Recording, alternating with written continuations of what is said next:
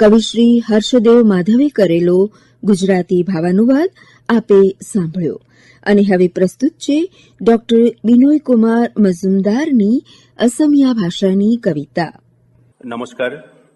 हमारा कविता का शीर्षक असमिया में निम गजजोपार नतुन नतुन पोखा मेलिसे। निम गजजोपार नतुन नतुन पोखा मेलिसे।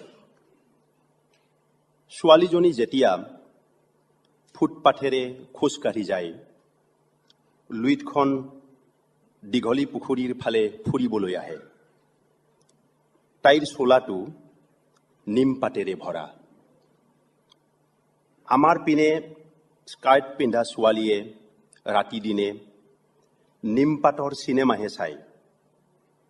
सिनेमा चाले माखी परिबय। निम पातर चोला पिंधिबोलै ताइक माके কৈছিল। निपिन्धार मजा पाई गल बाप्पेके। बार्टन रासेले एलिसक राति राति की कले भांखोआ शिवक देखी पार्वतीये एदिनो किय भांग नाखाले।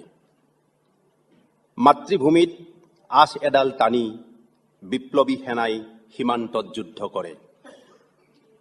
बेतन पोৱাৰ दिना एटीएমৰ सम्मुखत থিয় হৈ পত্নীলৈ ফোন মাৰে। দাঁতবোৰ বিষালে নিমৰ ঠাৰিৰে দাঁত মাজিবা বুলি আকৌ এবাৰ মনত পেলাই দিয়ে। তাইৰ চকু পানীবোৰ সি তাইৰ মোবাইলৰ স্ক্ৰীণত বৈ পৰা দেখে। সেনাই কান্দিলে নুশুৱাই। নিমকে সাক্ষী কৰি নাকান্দি নাকান্দি সি সাগৰখনক সুধিলে, তোক নদীয়ে যিমান দিছে নদীক আধাও দিছনে? তোক নদীয়ে যিমান দিছে নদীক আধাও দিছনে? ধন্যবাদ। કવિ ડોક્ટર બિનોય કુમાર મજુમદારની અસમિયા ભાષાની કવિતા સાંભળ્યા બાદ હવે તેનો ગુજરાતી ભાવાનુવાદ સાંભળીએ। ગુજરાતી ભાવાનુવાદ કર્યો છે કવિયત્રી પારુલ બારોટે। હું પારુલ બારોટ આજે મૂળ આસામી કવિતાનો ગુજરાતીમાં આસ્વાદ કરી રહી છું। શીર્ષક છે લીમડો પાંગરતો જાય છે। લીમડો ધીરે ધીરે પાંગરતો જાય છે। જ્યારે કોઈ છોકરી ફૂટપાથ પરથી પસાર થાય છે ત્યારે લીમડો પાંગરતો જાય છે। લુઈટ દીઘાલી પુખરી તરફ લટાર મારે ત્યારે એને જોઈ લીમડાના પત્તા એના કપડા ઉપર ચોંટી જાય છે। અમારા ગામમાં સ્કર્ટ પહેરીને છોકરીઓ લીમડાની ફિલ્મો જુએ છે। સાચે જ જ્યારે એ ફિલ્મો જુએ છે ત્યારે માખીઓ બળબળતી હોય ને તેવું લાગે છે। એની મમ્મીએ કહ્યું, લીમડાના પત્તામાંથી બનાવેલા કપડાં પહેરો। મને ખબર છે કે એનો સ્વાદ કડવો લાગે છે અને એટલે જ કપડા ઉપર લીમડાના પત્તા ન જ હોવા જોઈએ। રાત્રે બર્ટાન્ડ રેસેલે અલિસને શું કહ્યું હતું?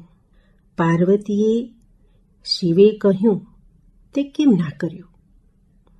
તેણે રોજે રોજ લેવાતો અફીણનો ડોઝ લેવાની ના પાડી।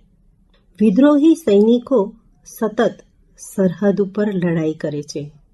પોતાની માતૃભૂમિની સામે તેઓ એક નિશાની બનાવે છે। પગાર લેવાના દિવસે તેઓ પોતપોતાની પત્નીઓને એટીએમ બૂથ મારફતે મળે છે। લીમડાની કૂણી કૂણી ડાળખીઓથી તેઓ પોતાના દાંત સાફ કરે છે। તમને દાંતમાં દુખાવો થાય છે, એણે એમને યાદ કરાવ્યું। એ એના મોબાઈલ સ્ક્રીન ઉપર પોતાના આંસુઓ સરકતા જુએ છે। સૈનિક ક્યારેય રડી નથી શકતો। એ જાણે છે કે એક સૈનિક સાથે કોઈની સરખામણી ના કરી શકાય। એણે દરિયાને પૂછ્યું, જે નદીએ તમને આપ્યું છે તેના અડધા ભાગનું એ શું તમે ચૂકવ્યું છે? હવે પ્રસ્તુત છે ડોક્ટર ભાગબાન જયાસિંહની ઓડિયા ભાષાની કવિતા। ମୋର ଓଡ଼ିଆ କବିତାର ଶୀର୍ଷକ ଲକ୍ଷ୍ୟ ପଥ। ଆଜି ମୋତେ ଆଗକୁ ଯିବାର ଅଛି।